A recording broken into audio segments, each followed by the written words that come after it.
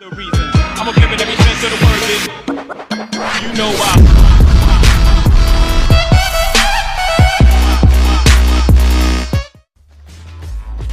So we had to decide from the beginning what things were comparable between Aiden and Marcus and what things would be different. We focused on parkour. We wanted Marcus to be a lot better at parkour than Aiden. And we're not talking about just like climbing on things, but like being able to like flow and chain moves together. So he's a pretty good fighter, but he's got some interesting quirks too. He's a more expressive guy. We've tried really crazy. We got it. The new idea for hacking in Watch Dogs 2 is to let the player create his own solutions. We're adding a lot more depth to hacking. So you have a lot more control, a lot more flexibility in how you hack the world. So one big category of hacking in Watch Dogs 2 is the entire branch of pushing remote controls to its limit. One of the big things on Watch Dogs is hacking vehicles. I think this is a real game changer because vehicles are everywhere in the world, and if you can hack into the drive system of a car, you can pretty much drive it wherever you want. So making sure if you see a forklift in the world, it shouldn't be a forklift. You can just like move the box up, down. You should, just like a camera, press a button and become that thing.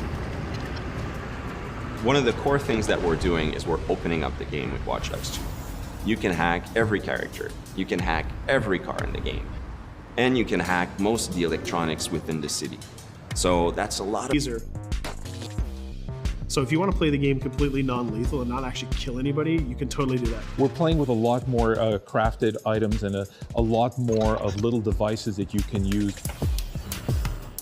One of the things that people kind of like that we've done, they really like what we've done, is we've created toys for Marcus. He has an RC jumper. It's got little wheels, and it's even got this little robotic arm that he can sort of deploy, and he can interact with things. He can unplug things and replug them and take out screws. It's a neat little toy. And then the other gadget he's got is this quadcopter.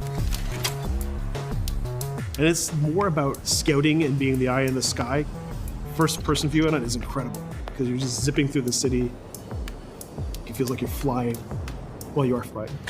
in multiple ways. For example, I could hack one person and distract them, have their phone ringing so they look at their phone to create a distraction. Later on in the game, you'll also be able to do things we call mass hacking, which is, well, why only hack one if you can hack them all? There's one thing that I really believe about Watch Dogs players is that there is no Watch Dogs player. There are many types of Watch Dogs players. You should be deciding how you want to play the game.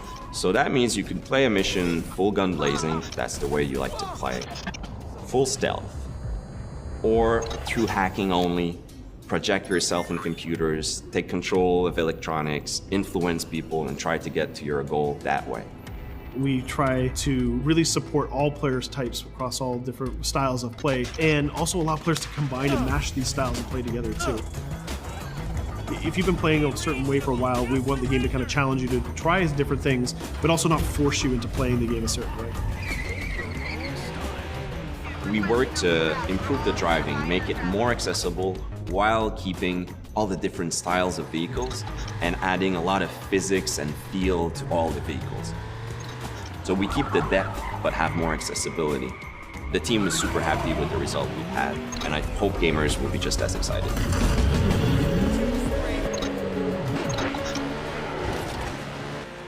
We are very excited by the potential of what we call seamless online. We start doing that in Watch Dogs 1, so we're expanding on that. We cross path with friends in the city. So you playing in single player and you're crossing path with another player who's also playing in single player. Both of you are members of DedSec, so you're friends, and you can just walk up to each other, you'll say hello, hit the button, and form a co-op team. And what we're going to be showing in the next couple of months is an example of how those things work together to create magical gameplay moments.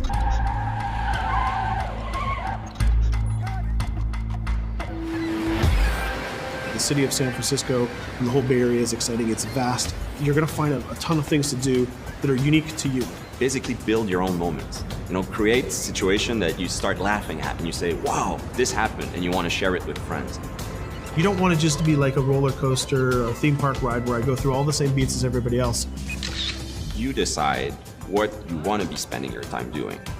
That can be multiplayer, that can be focusing on stories, that can be just exploring the world. Whichever activity you do, we're going to make sure you get rewarded to get you closer to the end game. That's kind of the promise we're making to gamers.